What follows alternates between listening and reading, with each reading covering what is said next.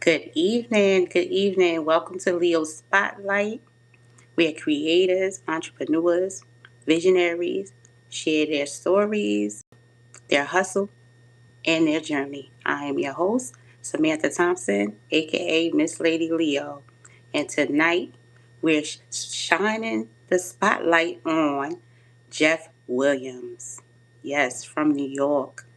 Also, tonight's episode is sponsored by KRÄM, an all-natural brand.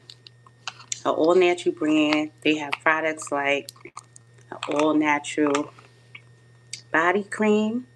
Let me tell you, it's dope because I use it. It will leave your skin glowing. Everybody always tell me I'm glowing. Well, this is what I use. Okay? Also, they have deodorant. Let me tell you, all natural deodorant. And if you know about these natural deodorants that's out here, they don't last long. They don't last long at all. You be funky like within an hour or two. This lasts, I want to say it lasts longer than 24 hours. Okay? Listen, you can get this and the all natural body cream.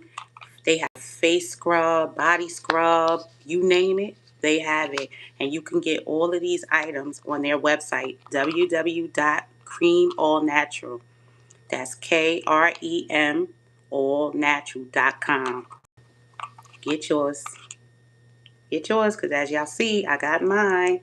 And this is just a couple of items. But definitely tap in. You can follow them also on Instagram. And when you follow them on Instagram, let them know that I sent you. Okay? So, yes, we have a great show tonight. I see Jeff, you here? You here, Jeff? Don't think I don't see you. Send me that request again. I'm just doing my intro. Welcome everyone to Leo Spotlight. As I said, tonight we will be putting Jeffery Williams from New York in the spotlight. He's an author. He's a speaker, an advocate for the disabled people. He's a gun violence survivor. He's a mentor. He's a model. Jeff has been seen on CNN, BronxNet TV. They wrote about him in the New York Times, Daily News, AM News. 13 years old, was accidentally shot and paralyzed. Lived a full life and refuses to let his disability stop him. When I tell you, this man, he works his behind off. Yes, you can. I saw it. I was just doing my intro. You could get in. Just send it to me again. I was doing an intro. But when I tell you this man does not stop, and I am so honored to have him on tonight. Leave out and come back, Jeff, so you can send it again. There we go. Further ado, welcome Jeff Williams to Leo Spotlight. What's up, Leo? That's what it is. How you doing? Hi, how are you? Everything great. I'm with you, so you know I'm good. Yes, I'm so honored to have you here with me tonight. You're so amazing. I don't want to spend time on how we met, but from the time that we met, the first day that we met, it's been genuine love, and I just appreciate you so much. No, I appreciate that. I appreciate you just from day one when we met, like you said, just giving me the opportunity to pull up, the cast for one of your films. Yeah, Watching you in action, handling your business behind the camera. And just not just for me, but just all the other people that was auditioning, casting for roles. And how you pour it out to them and just like even giving me the opportunity tonight to be on this platform. A lot of people, they make it, they never bring nobody else in. So I'm real big on helping other people, collaborating with people and lifting people. So to see you yeah, do that live, and I mean, you gave me that type of love from day one. So I appreciate you. yes. And I appreciate you as well. So we gonna get into this interview because we got an hour, and we gonna make sure we spend it right Yeah. because your story is amazing. Um, so I said you from New York. Are you from Harlem? I'm from Harlem, I grew up in Harlem, 149th between 7th and 8th. Then I moved to the Bronx over in Highbridge. So a lot of people that know me from the Bronx think I'm from the Bronx. People that grew up with me in Harlem know I'm from Harlem. You have Harlem swag. That's why I was like, he Yeah, got to be from Harlem. You got that Harlem swag, yeah, yeah, yeah. and the way For you sure. fly and stuff. You know what I'm saying? Nah, I So appreciate that. yes, yes. So all right. So I mentioned in the introduction how you were a gun violence survivor. So when I say we're gonna jump right into it, because you have a story and your story needs to be heard. Um, let's talk about that because that happened when you was 13. Yeah. My son is 13 right now. My son just turned 13. Wow. So can we get into that? Like what happened? What was that day like? I mean, like, typically, you get up in the morning, like, like your mother. So, as a parent, you get up in the morning, wake your kid up, get ready for school. It's a regular day. It was June 25th, 1982. So it was like real sunny day. And I was one of them kids, real active. I was on the basketball team. I would go to school early so I could play with, my friends before class, things like that. My mother had moved me to the Bronx Okay. to go to Catholic school, Sacred Heart Catholic school. And, like people always say, you never know what that next minute in your life can be like, So, leaving that morning and thinking like, it's going to be a regular day. I'm going to have a good time at school. It was the last day of school. So I was all excited about the summer, getting ready for the summer. And I went, the bell rung. I got out of school and I ran into one of my friends. And he was like, yo, let's go to my house, ride some bikes he had bought. Then me and my brother went to his house. And when we got to his house, he came out the room with a gun. And, I was excited, growing up in the Bronx, growing up in Harlem, just being around gangsters back then and, people that was getting money. It was just exciting to be honest, like to, have play with the gun and look at the gun. Mhm. And it just made me feel like, at that moment I'm feeling like somebody on TV, one of the gangsters, feeling a little super like a little superhero or something. Mhm. So but when I grabbed the gun and I felt the weight of it, at first I thought the gun wasn't real. And when I Right. felt the weight of it, I'm like, yo, this is real. But I still, instead of me putting the gun down and not playing with it, as a parent, you hear your parents over and over in your head saying, don't do this, don't do that. But as a kid, 13 years old, and being curious and, you just want to play with it, And then when I gave him the gun back, my brother kept telling him, stop playing with it. And then he pointed the gun at me. I was sitting on the couch and I grabbed my head. When the gun went off, when he pulled the trigger and the bullet exploded, I just saw that ball of fire coming at my head. So I grabbed my head and the bullet hit me under my arm. Mm. So I fell back on the couch and my legs immediately, my body just went numb. So I guess the bullet had went and hit It a nerve. traveled, Yeah, right? yeah, it Yeah. traveled under my arm and it stopped. It hit my spine and it stopped on my spine. So it was like pushing one of the nerves on my spine. So my legs, like how you go to sleep on your arm and it just be feeling like rubber. My legs start feeling numb like that. But then I couldn't breathe, so I started losing my breath because both Mm. of my lungs had start filling up with blood. I was bleeding internally, and I mean, just to give you an idea, like everybody in the street, everybody want to act gangster, but like when them bullets hit you, it's like you got about 12 to 15 minutes to get to a hospital, get yourself together, and it's like everything is just happening in slow motion. And Right. I mean, like you don't even realize how important your lungs are till you can't breathe. You know what I mean? Right. Yeah, Right. Oh, Jesus. Well, I'm going to say this. We thank God and we praise God. We give God all the glory because you're still here. for sure. And listen, you doing amazing things, like just Thank amazing you. things. So, you know, you have a purpose. You have a Right. purpose because we know that some people don't make it, you Yeah, know, for sure. they don't make it, but you one of the chosen ones because God had a plan for you. And obviously, there's so many assignments that He has for you that you haven't completed yet. So Definitely. I just want to say that. When did you decide that you wanted to tell your story, right? And share it with the world because you have a book. my Right. feet off the ground. And you Yeah. are an author. There Um, you go. yes, there you go. So when did you decide? When did you say, "Hey, listen, I have a story. I want to share this with the world. The world needs to know Jeffery Williams." I think when at even at 13, I think what really changed the whole way things was going was like, all my life, walking around, I never really I saw people in wheelchairs and I was the type, if they asked me to help them or something, I would do it. But like being honest, I never even knew people was in wheelchairs because that wasn't something that was on my forefront where, you know, it wasn't something that when things don't hit you at home, you don't really put focus on. Right. Let's say so. When I came while I was in the hospital, thinking about like coming back home to the streets and society, I'm thinking, how is society going to accept me in this wheelchair? So early on, it was real tough for me in the sense of me just personally dealing with the physical side that I couldn't walk and dealing with the mental side where, you know, how do I navigate? How do I become Jeff? I mean, I was that popular kid while I was walking. How do I get that back? How do I come back to that?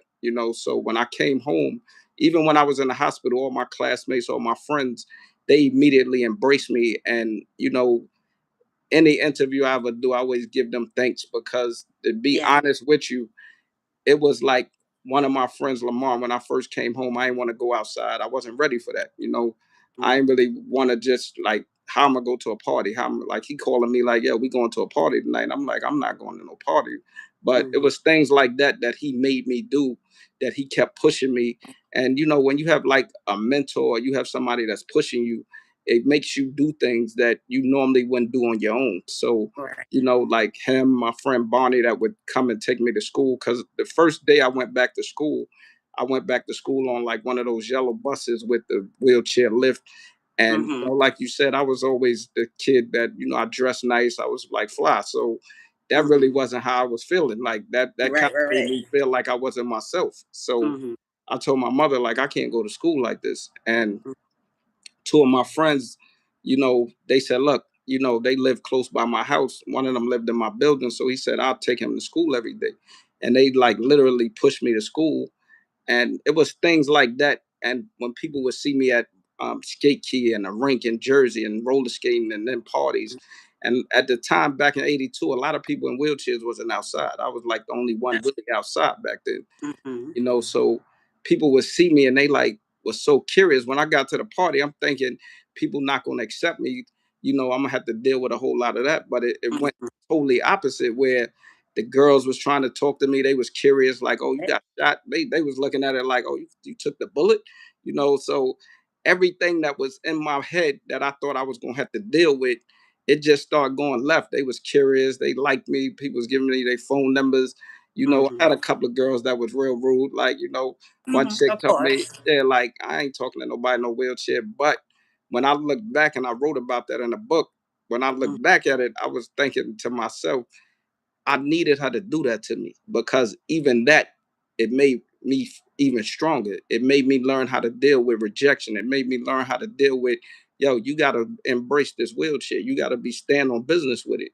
And Mm-hmm. I'm not even going to let that break me. You know what I'm saying? So it was things like that, even the negative things. And, even in the intro in my book, I wrote, I want to thank the people that didn't support me, the people that didn't push the chair, the people that turn their back on me because those people motivated me even more because I wanted to prove them wrong. I wanted to make her regret that she didn't accept me the way I was. That's right. You know, That's right. Whew. So okay. So with that being said, it was it all of those things that made you say, listen, I need to share this story with the world because there's people that may be in a situation or people like me that, you know, felt how I felt right? before I knew that people was gonna accept me. It was Yeah, that one of the reasons that, that was you know, definitely one of the reasons, and I think because people saw how I was moving, whenever somebody in their family ended up in a wheelchair, or they got shot or something, they would reach out to me through other people and say, "Can you talk to Jeff and see if he'll come talk to my family member, my cousin, my brother?" And I would roll in a hospital, and because I've been in that situation, I know how broken that person was. And when I Yes. rolled in there, I started doing it that way. And Right. then somebody they asked me to come tell my story at a college out in Pennsylvania. And while I was telling the story, I'm looking in the audience. It's almost like DJing. You got to read the crowd. And Yes. I'm I would tapping say into read the people. room. Right. I'm tapping into emotions in the room. And 10 of the kids, they stayed after the speech and they start crying. They was Uh-huh. crying throughout my speech. And then when I finished, they came over and said, I wanted to commit suicide. And after Mm. hearing your story and how you didn't let that stop you, the things I was gonna kill myself over was less than what you dealing with. You just inspired me, you motivated me. And I think it was that day that triggered, I gotta keep telling this story. And it was crazy because the book didn't come out till maybe 40 years later, 30 years later. Oh But I wow. kept telling the story. I would go to hospitals. I would go visit family, things like that. Then I started realizing, even at work, because everywhere I went to school, everywhere when I went to college, when I went at my job, everywhere I went, I was the only person in a wheelchair. Then I started realizing the people that was walking, that was going through things, somebody might have lost their mother, they start tapping into me like, Jeff, I need to talk to you. You're so strong. You keep me motivated. And they start opening up, telling me their problems and their stories. Then um, the New York Times reached out to me. I reached out to the person who did the Daily News article in 1982, the day I got shot, and asked him to write the story because at that point I wanted to get the story out. And Right. he was like, Jeff, I retired. I'm in Portland, Oregon. I'm not coming to New York. You know, he said, Mm. so I emailed him back. He said, but anyway, what are you doing now? And when I wrote him back and gave him the list of the things that I was doing, he said, Mm. he called me back and he said, Jeff, I'm gonna fly to New York next week. I want to meet with you. And then they dropped the story in the New York Times. I got to cover the metropolitan section. We did a 5-page story. They sent Mm. camera crew to my mother house in North Carolina, things like that. And then when I read the comments on the story, it was so powerful and it had inspired so many people. I went back to him and said, "Look, let's do the book." And he was like, "Nah, it's too early. Let's wait on that." And I'm the Mm. type, if somebody tell me no, I'm making it happen. Making it happen. Yeah. That's right. And even when you was doing the spotlight on Reggie Romance, I was loving the fact that you told him, yo, even though you knocking on these doors and nobody answering, open your own door, put your own doors Open up, your own door. That's right. That's So right. when he told me no, I start doing COVID. I start writing a book. I wrote the book and I sent him a copy, Okay. and he said, Jeff, what is this? I said, you know how I move. I can't, that no don't mean nothing to me. You know what I'm saying? Right. Everything, Mm-hmm. this is why I'm where I am now, because I don't let no determine what I'm doing. And that I can't, I'm always asking myself, how can I, And I Mm-hmm. dropped the book. Then when I dropped the book, everybody started buying it. And, everybody's like, oh, put it on Amazon, put it on Barnes and Nobles. But, you know, I'm real financial too, so I was trying to figure out the best strategy. Then I was thinking, like, when the new Jordans drop for Christmas and it's a limited edition, people go crazy trying to get a copy of it. So I say, you know what? I want the book. Everybody that buy this book, I want them to buy directly from me because it's a motivational book. It's an inspiring book. It's not just a regular book. It's a book that can get you out of a dark place, whether you walking, whether you got disability, whatever your situation is. So I wanted to meet everybody that bought this book, everybody that supported it. I wanted to be available where they could actually meet the author. They could actually touch me. They could actually reach out Yes. to me when they in them dark places, and it wouldn't just be me making money off the book. So that's really what inspired that book. Yes. Man. Woo, Jeff. Jeff. Yeah. Cause like your story is just like I said, um, it's just so amazing. I gotta shout out our sponsor really quick again because he's in the building. KRÄM, All Natural is in the building, Oh, and natural. we definitely shouted you guys out at the beginning, and we're gonna be doing that throughout the show again. KRÄM All Natural. This is the body cream, and like I said, it's like that. Okay, it's not. It's not. greasy. It's not oily. Look at that. Look Yeah, at that. You see that? that's what's up. That's why I'm always glowing. We got deodorant. Let me make sure the light is shining on me. Shine a light on her. That's We it. got deodorant. They got face scrub, and it's the holiday season, so you want to go shop, get you a little, put a little basket together so you can send it out to your family. And if you selfish, just get you some stuff. Just get you some stuff. And that's www.KRĒM. Okay? KREM. That's how we spelling cream. Allnatural.com. And smell good too, y'all. Smells great. Um, Jeff, so was there any challenges? Because it sounds like everything is positive besides, you know, the girl that, was being negative. But was it any challenges when it came to writing your book or telling your story? I think, you know, every time what's interesting is every time I get on a stage and tell that story, I got to relive what happened to me, right? So Mm-hmm. I'm not really an emotional person. I think I got hurt so young and I got broken at such an early age that, I never even cried since then, you know. But it just made me so strong that, you know, I really didn't know which way to go. And I think my biggest challenge was really finding myself, you know, trying to, like, people go through things in life and it's like, who am I in the wheelchair? Mm-hmm. One thing that when I look back that I'm really proud of is the fact my mother, remember my mother told me, look, if you got to be in a wheelchair, get in a wheelchair, act like it's a Rolls Royce and roll out. I know And that's right. and when she told me that, you know, I started acting like that.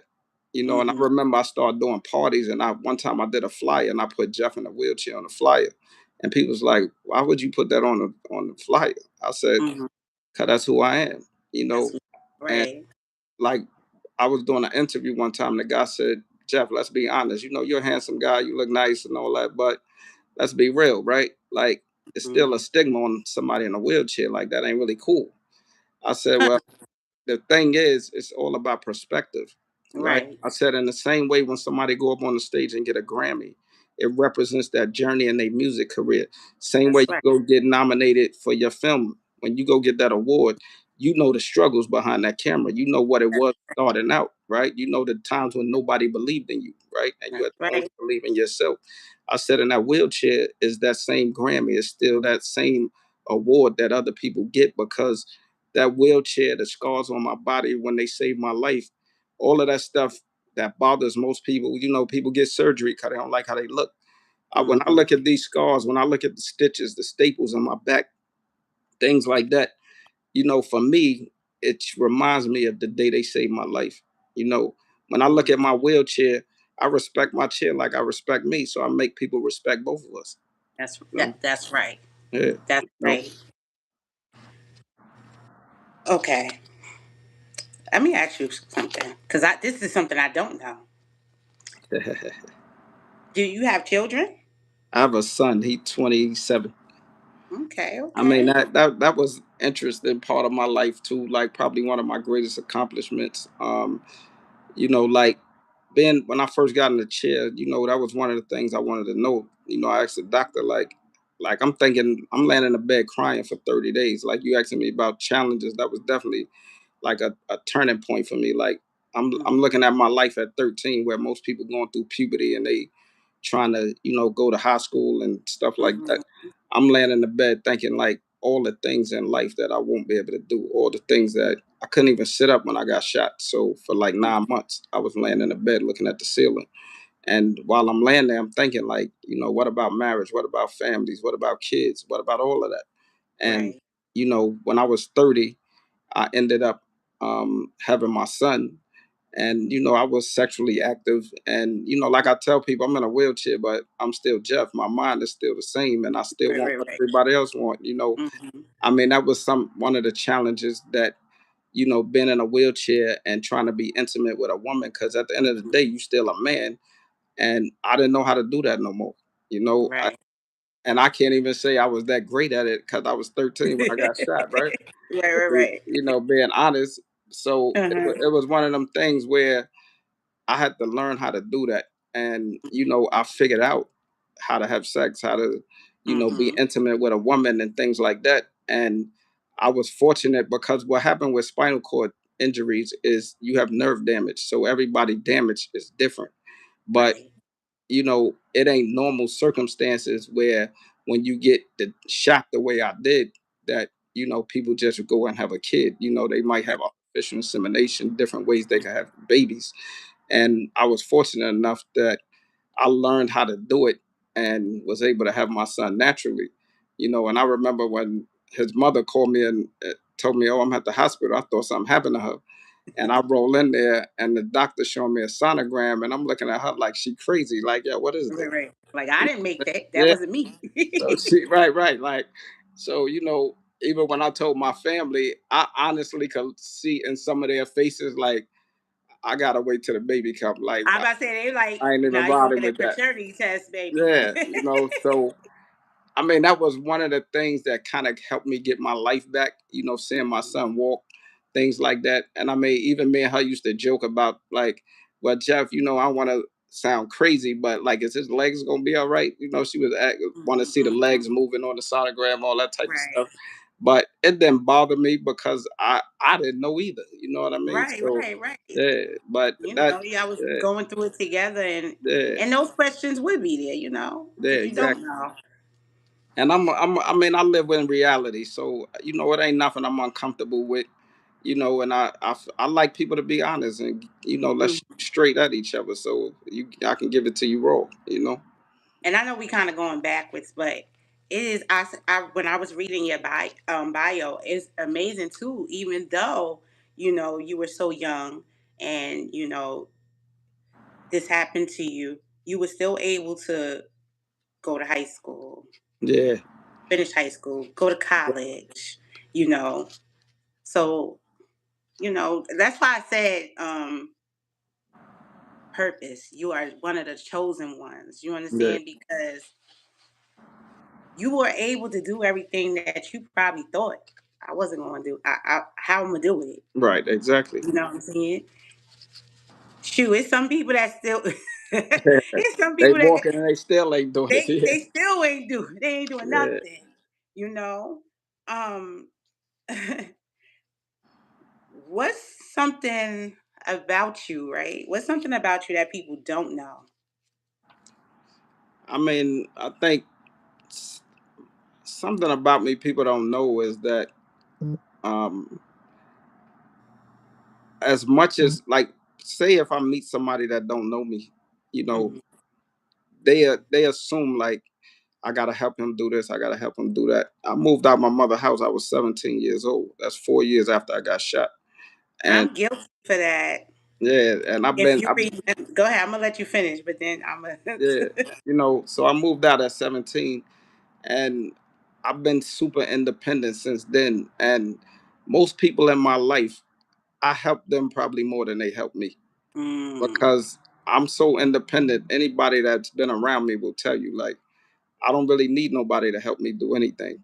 You know, mhm. I'm so self sufficient that I would help you before I ask you to help me.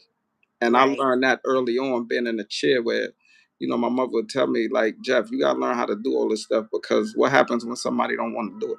What happens when people get tired of pushing that chair? You know? Right. So I think the message I tell most people that ends up in a wheelchair is even no matter what your injury is, even people in life, period, no matter what your limitations are, you know, always do the things you can do for yourself, you That's know? right.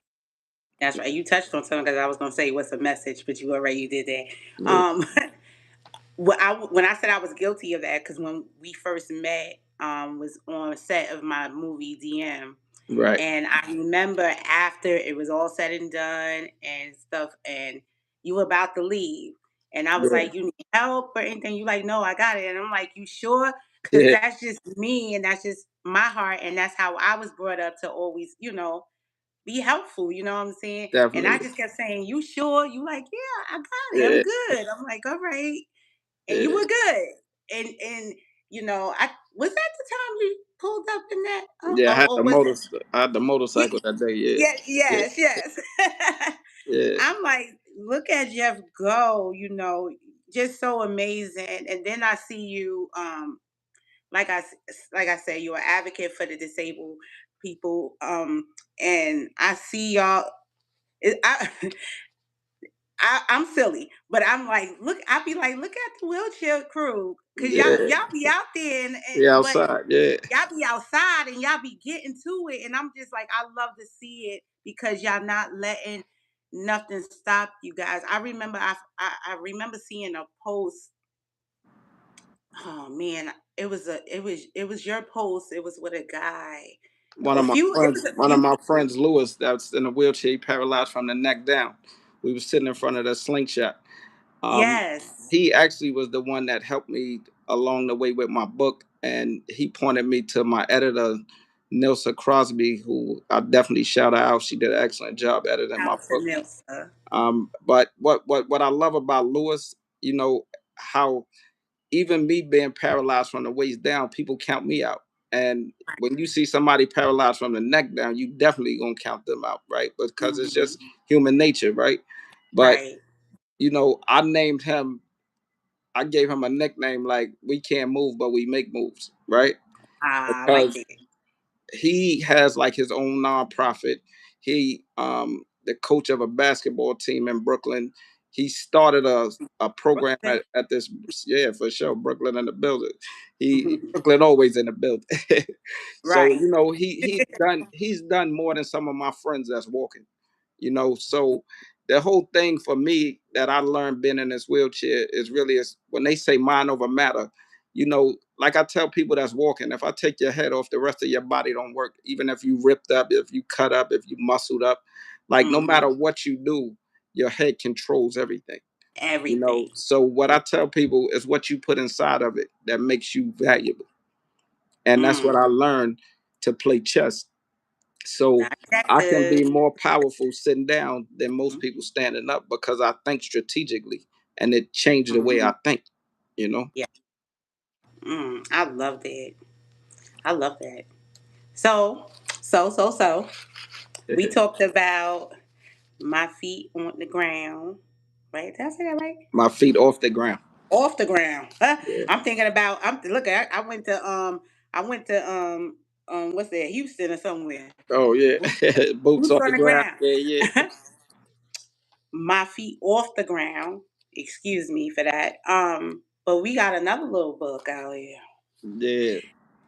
It's the little Little Jeff's Jeff's tragedy. tragedy. I just dropped this yesterday. Yes, congratulations. Thank you. Congratulations. Thank you And so much. I'm gonna ask, but I probably know the answer to it. But what inspired you to do that book?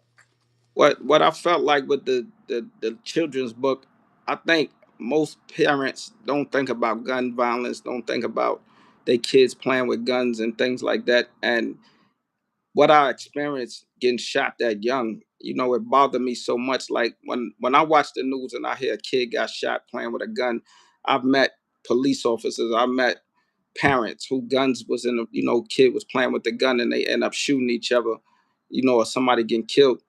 I mean, it breaks my heart because it's like as much as this, that was more reason why I wanted to continue to tell the story. Then I start thinking like, if I can get this message out even younger, it can help them before it even get to that. It's really Right. what inspired this younger version of the book. And, also, past the gunshot part is educating kids on. I wanted a book that would educate them on disabilities and accepting people for who they are. And, Yes. that was really important to me. And I'm doing like a collaboration with two other authors. One of them got a book called Let's Get to Know Each Other, and Okay. that's like different cultures, different kids from different backgrounds. And the other Mm-hmm. book is a black girl with a Japanese name, and her book is more about traveling and getting stamps, in different countries. And I think all of those two, I chose those two people to collaborate with, Miyoshi and Shaniqua, because um, I think that three of those elements in your life. Like, when you travel, you get exposure to different cultures, different things, and Yeah. getting to know each other. you never know who that person is sitting in front of you. The same way me and you met, you know what I mean? And look what it leads to, you know. So Mhm. I think it's important to not judge people and really get to know them, because you don't even know who you walking away from or who you turning down. This is You know? true. I Yeah, say it all the time. yeah, Um, I just want to piggyback on the children's book. I think that's amazing because the time we're living in, right? absolutely. And like I said, I have a 13-year-old, and I just know, like even before he turned 13, I just know with raising him and then seeing the things that goes on in his school or even with him, you know, bullying and All those. just Yeah, everything. Some things I don't want to say right. but and then the guns. It's guns. I don't know how. Like I don't know why it's so accessible, but these kids could just get guns. I don't. I'm Yeah, like, where are they coming from? Like, you know what I'm saying? Like, yeah, where are they exactly. getting them from? Um, but I think it's very important. Well, I think it's really dope. Let me say that you thought to put out a book for these children so they can have something to excuse me, to learn from. I'm gonna just say it like that, to learn Yeah, from, to give them a better look at life, because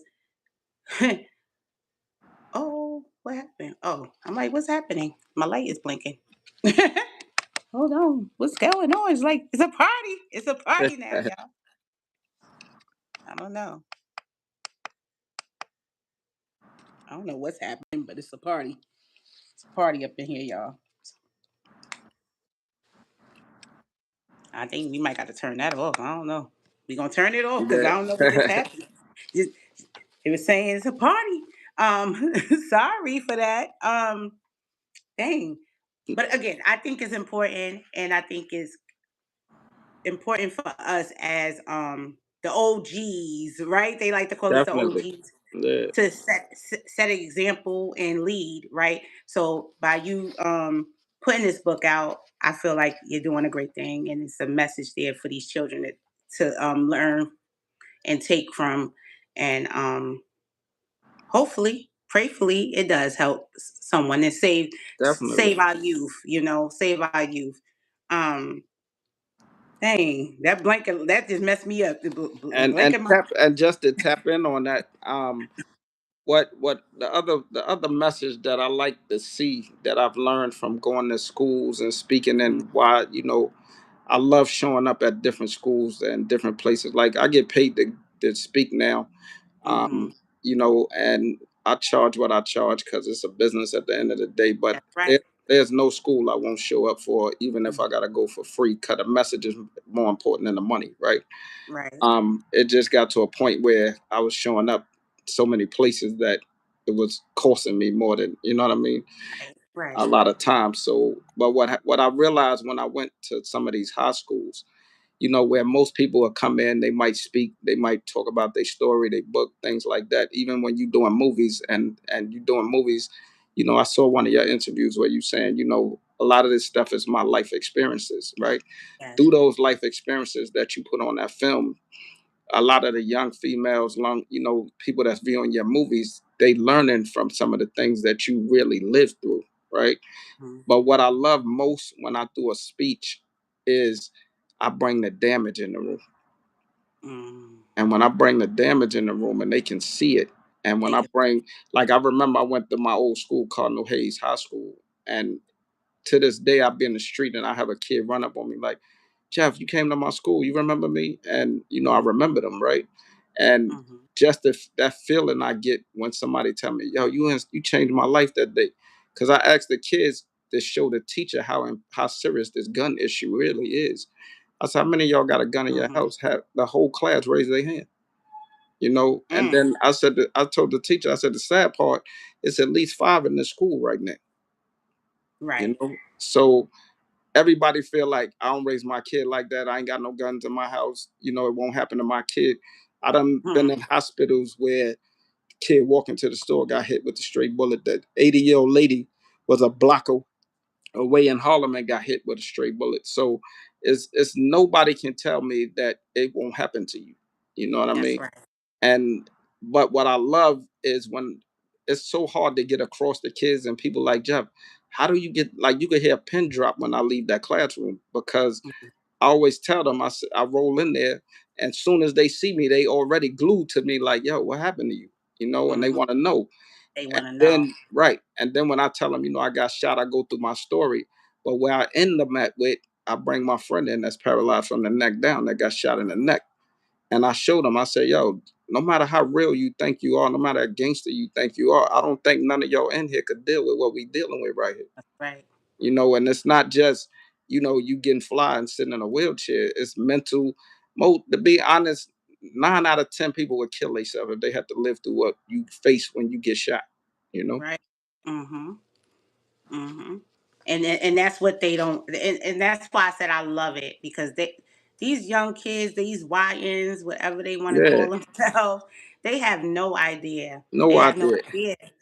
It's all fun and dandy Yeah. until you get hit, or And until that's you why even when I in had one of jail. them, I pay some of them YNs to read my book, because it's a chapter in that book that's just uncut with all the Mhm. drama and the challenges that I had to face day one when that bullet hit me, and me being confined to that bed for 9 months, and you can't get up. You gotta lay in feces, you gotta lay in urine till a nurse come and change you. Until And I, somebody and comes I in. think it was things like that that, I mean, what's so crazy, I don't take no medication. I've never been in a hospital since I got out the hospital.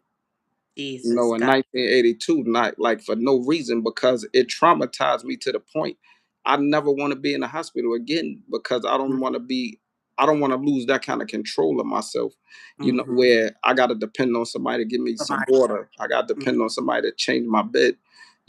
I mean, it was those moments that put me, it was like being in a casket with my eyes open. Mhm. Mhm. And I try to tell people, no matter how much I tell this story, it's the same way when people incarcerate. I tell kids, yo, go in the bathroom and lock yourself in there for a week. And yeah, Mhm. that's what incarceration is like. When I got a program at Rikers Island, I go and tell my story in Rikers Island. And, anywhere that I can get this message out for the kids that's coming out of prison, back to the streets. Because I hate to see, like you said, the OGs coming out and you not letting them know the trauma behind them bars, how real Mhm. it is.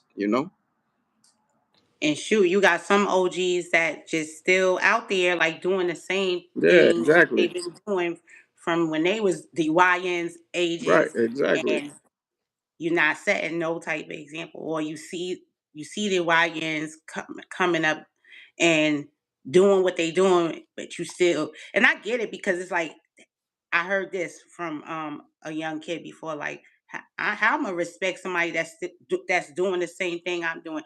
How he Yeah, telling me I shouldn't be doing it, but he's on the corner. yeah, that's Like, true. like get him out of here. Right. You know what I'm saying? So it's crazy, but I'm glad and blessed that they do have someone like you, your partner, Yes, myself, definitely, myself, and others, because there are others out there that are pushing and trying to change the narrative. definitely. um One thing I wanted to say, you brought something back for me, because I was going to Monroe College in New Rochelle, and I was taking up criminal justice, and we had Oh, to it was this I don't know, it was just something that the professor wanted us to do, and I strongly believe it has something to do with disabilities and stuff, because we had to blindfold ourselves, and oh, okay. it was like I was blindfolded, and then I had a partner, right? So that's how everybody was, but they wanted us to be in the life of a blind person, to see how it felt to be blind and not be and have to you depend on someone. Yeah, And I was blindfolded, and we walking on the street, and I didn't like it. exactly. I just didn't like it, because I didn't know where I was going. I didn't know if I'm about to step over step off the curb. It just felt weird, but it helped me. Not that I wasn't like that anyway. I don't have that heart. Like, if I see somebody that's disabled or something, I just genuinely take to them. But I just knew that it was like something for me to be grateful for. To because see, I'm yeah, like, you know what I'm saying? I'm like, damn, like this is what they go through. Cause I really, when I tell you, I was angry. I was all. It was so many different emotions. I'm yeah, like, I can't see, and it was like, you can't take it off. You take it off, you right, fail. You know what I'm saying? So then I'm trying to feel where the person is that's supposed to be helping me. yeah. So yeah, that just brought me back there. I'm glad. Look, I'm that brought me glad. back. I'm glad. I'm glad you brought that up because I have another program that I do at Bosie's up in up by Nanuet. And Hmm. one of the things we do with this organization called Bridges, they in the Palisade Mall. We do what they call In My Shoes every year. So I go Okay. to the school and I give 5 of the kids a disability. So I take the wheelchair, we do the blind thing, we put headphones on somebody for mental health, and we Hmm. give them these disabilities. And before I do it, I have them fill out a survey. What is a disability? Different questions. I ask them, what, like, do you think this building is accessible? Things like that. And they have to get in the wheelchairs and all that at 9 o'clock. We meet again at 12 o'clock. They got to go to their class, do everything they normally do for that day, and Hmm. that with that disability. And what was interesting, when one of the kids came back, he came back because I was in one of the classes. He said, Jeff, I got to go to gym. Can I get out the chair, go to Hmm. gym so I could play basketball? I said, nah, this is how I live every day. I said, I'm gonna go with you. I said, why you can't go to gym? He said, Hmm. cause they're gonna play basketball. I said, all right, so I'm going with you. So when I Hmm. went with him to the one that was blind, he he was going too. I told him Hmm. to come. So then he was like, Jeff, how he gonna go play basketball? He can't see. I said, let's go. So I took the blind stick, the cane. I told them, Hmm. tap the basket, put him on the foul line so he could shoot. Then he Hmm. shot a couple of times and he finally made it. But Okay. the whole message was to let them know what you said, right? In these Hmm. difficult, we can't say no, right? We can't Hmm. say we ain't going because now I gotta go. This is how I gotta show up. And Right. one of the things that was really powerful about the whole thing, I asked them, tell me what that experience was like. And one of the Hmm. kids was like, yeah, I couldn't wait till 12 o'clock so I could get out the chair. Right. I said to him, I said, yo, you did this for 3 hours. I did this for 43 years. Right. Hmm. And when you bring that reality, like, it's hard for me when people tell me I can't, or people complain to me, stuff like that bothers me because it's Hmm. like, I'm saying, for me to get dressed in the morning is different. You know, it's like I got to go through a whole process for everything I do. For me to take a bath, I roll in the bathroom. I got to sit on the side of the tub, Hmm. lift myself down in the tub, lift myself back up. Things that you gonna walk in the bathroom, jump in the shower, jump in the tub, and go about your business. Right. Everything I do, I gotta lay on the bed to pull my pants up, lay sideways, pull one leg up, things like that. I mastered all this stuff. I learned how to do it. Even driving my car, I gotta get in the car. People like, yo, how you drive? I got a device, a hand control device that go around the brake and the gas on all my cars are like custom, and Hmm. but I can push the gas and the brake by the steering wheel. But to get in the car, get in on the driver's side, lay the seat all the way back, lift my wheelchair across me, and put it on the passenger side. Things like Right. that, you know.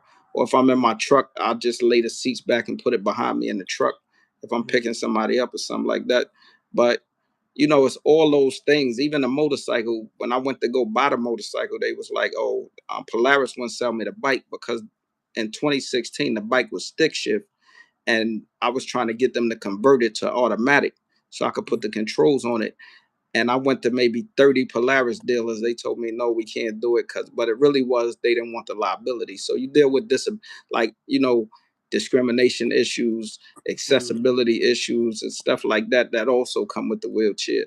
And I ended up getting somebody in Wisconsin, Alpha Sport, to build Mhm. that bike for me. It cost me a lot of bread, maybe like 40,000, but Mhm. I a lot of stuff you'll see me do, I do it because I want to knock that door down for everybody else that's disabled, for that community. And I'm like the representative. I'm like the spokesperson for everything I do. I'm gonna do it so other people will start respecting. When you see somebody in a wheelchair again, you're gonna respect them. That's Even if we going out to a party, I'm pulling up in the red bottoms. I'm pulling up in something hot.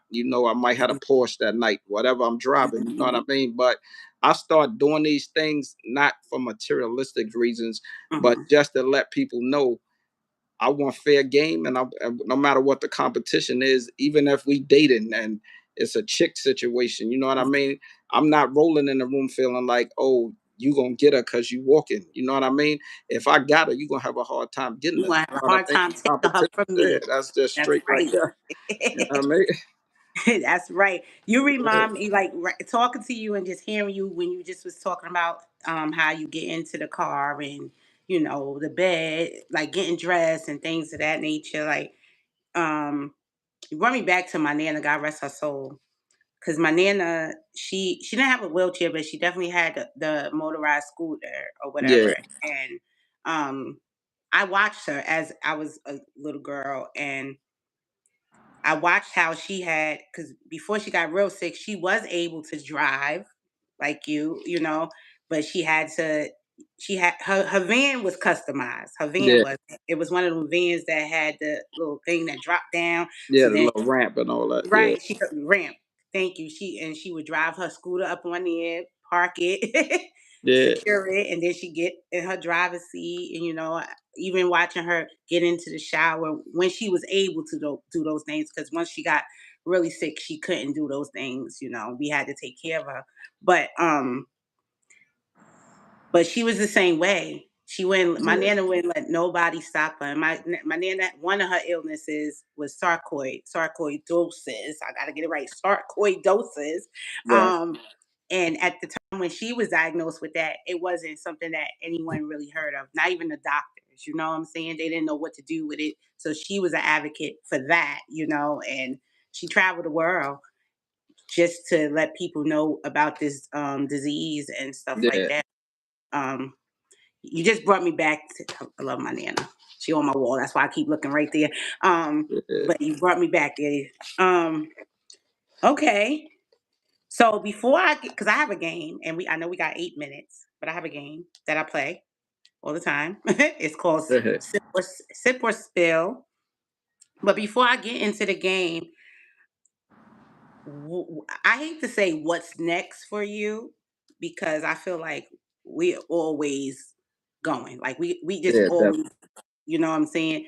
But is there anything else that you have going on? Maybe you have an event that is coming up that you want to put out there for the people? but right now I'm working with the people who wrote the New York Times.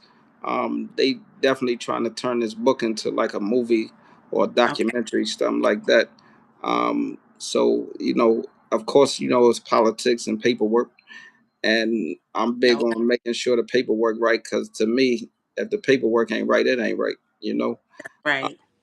And like when it comes to doing this story, I don't just want to do it to say I did it and Right. be on a billboard. I want the right message to go out. I want the film to, you do filming, you know what I mean? And we gonna Mhm. do something too. That's next too. You know what I mean? No, I was just about to say, even when that happened, I don't. They could do what they do. Just like Yeah. I like to just be there. Right. Yeah, I want you around for sure. Yes. But like all of that type of stuff, and like really just telling the story. I want people like yourself involved. You know what I Mhm. mean? Because like doing a movie is more than one producer there. And Yes. the same way you gave me the opportunity, I want to get that back. You know, and if we got a big platform like that, I want people like you to be a part of it. But those are the things that I'm trying to knock the doors down on, and it's a couple of guys in wheelchairs. They did a movie during COVID called Fire Through the Grass.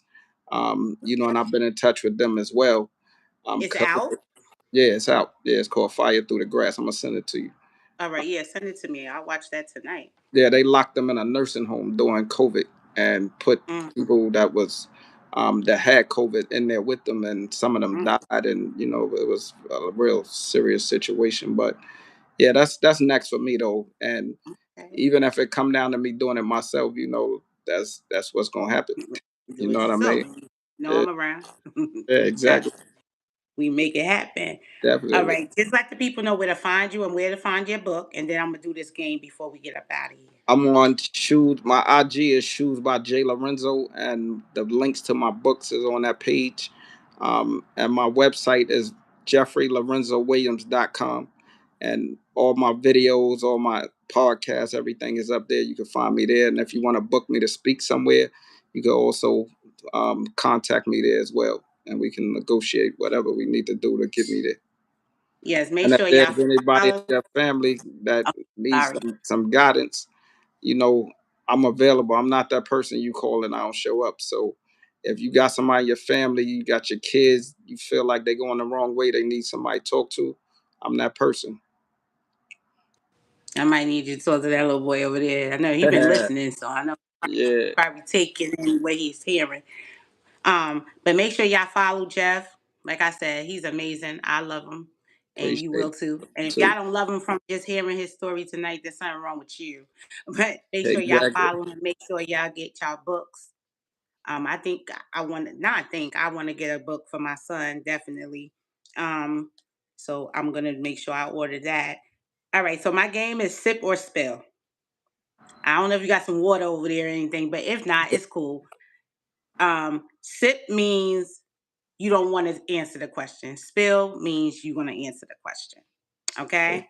got it. What's the dumbest thing you ever did? I mean, you ever cried over? Um, The dumbest thing you ever cried over. But I know you said you ain't cried in a long time, so I I don't know. cried a long time, bit. But the dumbest thing I probably cried over was when I was in the hospital and my mother ain't come see me that day, one of the days. I mean, I ain't dumb. I mean, but for you, baby, but Yeah, I mean, I was been like sad too, like. that was the last time I cried, probably. So I don't have a whole lot of crying storage. Yeah, Okay. Have you ever stalked someone's page so much you accidentally like something? nah, never that. What's the worst date you ever been on? The worst date I probably been on was actually the first date I went on with my son mother because she didn't believe I was in a wheelchair. And then Oh, my friend that shot me, he carried me to the car and we was all double dating. And then she said, "What happened to you?" And when I told her, she said, "Oh, I hope you killed him." I was like, "Oh my God." And she kept what? talking so bad about the shooter. And I'm like, he's sitting right here. So it was so crazy because people, I forgave the person that shot me and they, so nobody never knew who did it, you Uh know? huh. So that date was crazy because she kept trying to get me to walk. And I kept telling her I can't walk. And I she didn't can't believe walk. me. Yeah, she ain't believe me. Wow. Yeah. If you could delete 1 year of your life, which I probably know, which year would it be? The crazy thing about it, even though most people would think it's 1982, the year I got shot, Mm-hmm. I changed so many people's lives in this wheelchair that I honestly don't regret it now.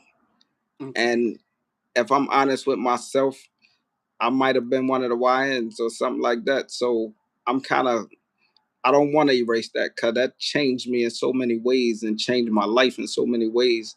And for me to still succeed like that, I think that accident was more of a blessing. And I want to use the blessing to bless other people. Okay. I love it. All right. I think I'm gonna do two more and then we out of here. What's a talent you have that nobody knows about? I'm very strategic where no matter what the challenge is, I'm going to figure out a way to get around it. And I'm a Mm, hustler. Like I know how to make money like out of nothing, you know? his hustle is his talent, y'all. That's Yeah, right. exactly. What's the weirdest thing you believed as a kid? That was Santa Claus. Cause I'm trying to figure out I'm in an apartment, how the hell he coming through the chimney? Because we ain't got one, right? Right, exactly. Listen, Yeah, that was crazy. you let me know. Let me tell you something. I don't think when I was a kid, I don't even think I ever thought about it. Really, Right, I think exactly. because I was like always between the projects, my home, my apartment, my mama's apartment, and then Jersey. I would be here at my nana's, and she had. But matter of fact, I didn't even see a chimney, but she had a chimney, I guess, because she had Yeah, a house. But I don't think I ever gave it no thought. I think I always knew that he was fake. Right. You know, Exactly. I just think I always knew it. Even though I Yeah. would get hyped over Santa, and the cookies and all that stuff, but I think I always kind of just knew ain't no Yeah. damn Santa. I thought it was my mother, but I always still they talked about it so much till I started believing it, you know? And then they kind of made you feel like if you didn't believe it, and you wasn't getting no Christmas You gifts. ain't So gonna get that yeah, right yeah, because you gotta go to bed. You gotta go to right, bed so they can exactly. wrap them with gifts and stuff. Yeah, all that stuff. Yeah, So I want to thank you, Jeff, for being in on Leo's spotlight, being on the spotlight, being in the spotlight because you deserve to be in the spotlight because you are amazing. You are out here putting in that work. You're telling your story, but you're using it for a great thing. Um, you're using it to inspire others, and not just those that are disabled, those that are not disabled, yeah, the youth. You know, um, I'm just so blessed to know you, and I wish you so much more and so much more success. And I know God has so much in store for you, and we're ending 2025, but I know before yeah, you get out of 2025, you're going to do some amazing things in 2026. I just can't wait because I know God is going to just do some incredible things with you and appreciate your peoples because that's your crew yeah, and yeah, your exactly. crew. You know what I'm Definitely. saying? So Not I a just want to percent. let you know I love you and I appreciate your time. Because you could have been anywhere in the world, but you here Yeah, on your spotlight, and that's I where I'm supposed appreciate to it. be for sure. That's right. And before we get out of here, guys, just gotta let y'all know again. Tonight's episode was sponsored by KRĒM. KRĒM All Natural. It's an all natural body. They have body scrub, body cream, deodorant. Let me tell y'all, this deodorant. I'm jacking the deodorant because I have never used an all natural deodorant that just keep me smelling good all day. Not saying I stink, but you know what I'm saying. Yeah, Sometimes keep you fresh. Yeah, know. But this thing right here, and this one is great. Like, and I was like, great. I don't know how I'm gonna like that, but baby, good. Both of them actually are great. This is the body cream, and I'm gonna just give y'all a little sample of it real quick. Well, look, I don't even need much. You see how much I put, and I'm gonna rub that on my head. It's not oily. It's look, you see that, no, and that's dope. it smell good.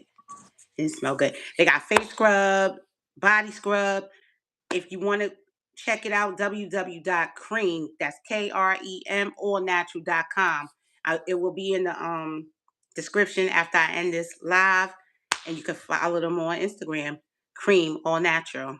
Jeff, thank you. Shout out to Thank the you live. so Shout out much. to everybody. I And Leo, appreciate before you we all. go, can you just Mhm. name the Lick series for my people that's following me up here, Oh, that's watching the show?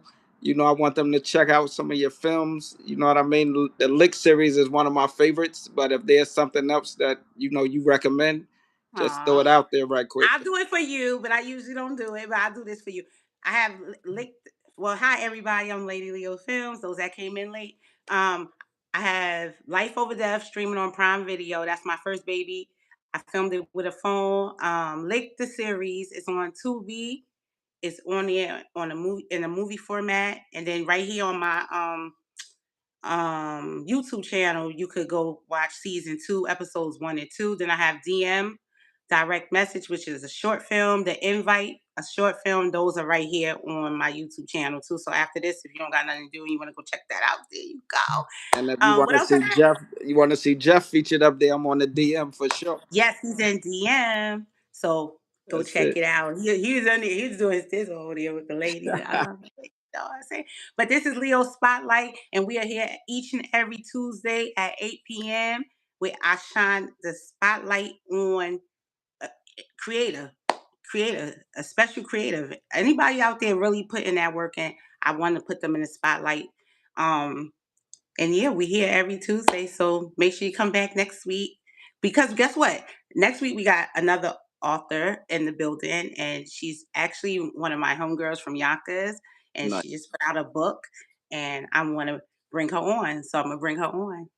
And her Perfect. name is Marshall Blackman. So we're gonna bring Marshall on. I don't call her that. I call her Marsh, and then she go by Mango. But we're gonna have her in the building There you next go. Congratulations.